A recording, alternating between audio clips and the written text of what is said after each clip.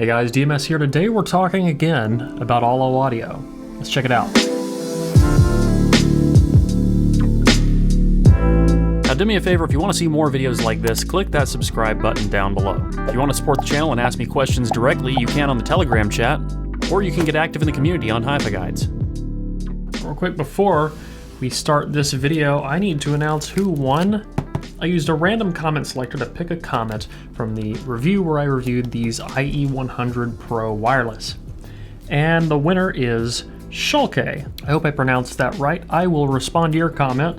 If I don't hear back from this person, then it'll go to someone else. So congratulations. If I can get in touch with you, I will send out your IEMs soon. So I did a video a while back reviewing the Ollo Audio S4X. I had some complaints about the data, how it was presented, and some of the standards used, and I got an email saying there was a new version of the Ollo S4R, the revision 1.1, so I clicked on it, and there have been some updates on the site. We have this new little disclaimer down here under the measurements. Now they're clearly stating that they are using an IC 60318-1, including the measurement level. That is nice. But right here, there is a full measurement report. And if I click on that, we get a lot more information on how they're measuring, including an entire section on 60318-1 versus 60318-4. The standard I use is 60318-4. Going to that section, I've already read over all of this. But there is a lot more information about how they measure, how they test. There's a little bit of a jab in here at me. We often see that even reviewers not fully understand the difference between their gear and our gear. The main difference between my rig and their rig is that mine has an ear canal. They do state that here as well. So they are using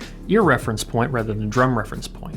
Their stated reason is that drum reference point is going to deliver less consistent results. And that is true. Ear reference point tends to kind of smooth things out a little bit. It does deliver more consistent results, but with a questionable level of accuracy in comparison. That said, it's still a good standard to use, and I'm not saying that they shouldn't be using it. While I prefer the additional information gained in a 60318-4, it's still good that they're disclosing everything here.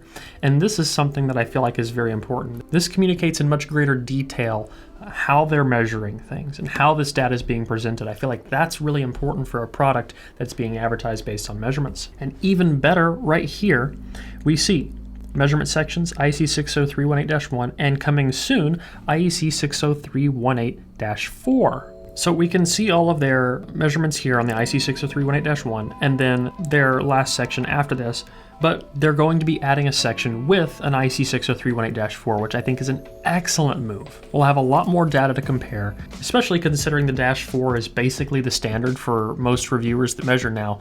The data is going to be a lot more comparable. When we see a graph on their website, it'll be much easier for consumers to take that graph and compare it to other people's measurements, other headphones that have been measured. I want to give Ollo a round of applause because honestly, this is the best way they could possibly handle this. They took every single complaint that I had and wrapped it all up here into a very nice piece of information that is very clearly displayed on the website. If you are a company that is marketing primarily based off of measurements and a reference sound, it's very good to communicate what that reference is, what you're going for, what you're using, and this does that very, very clearly. So thank you, Ollo. I think this is a great move on transparency. I think this is great for the consumers. This is great for the reviewers. Anyway, that's just kind of a short update. Since I made my video before about it, I wanted to make sure you guys knew that this is something that has been updated and changed.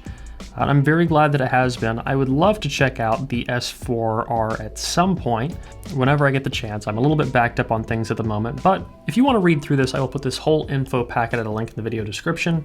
And yeah, that's about it. I think that Ollo just set a great example for what audio companies should do in cases like this. The guys from Ollo, if you end up watching this, I think that you are setting a great example by putting this piece together. And thank you for being open to some level of criticism on how your data is presented, and then taking that and backing it up with data like this. A+ move, you guys have my respect. So guys, that's all I have for you today. I know a short video, but I have some more things coming soon. If you liked this video, leave a like down below, a comment letting me know what you want to see in the future. If you want to get active in the community, you can at forum.hifiguides.com.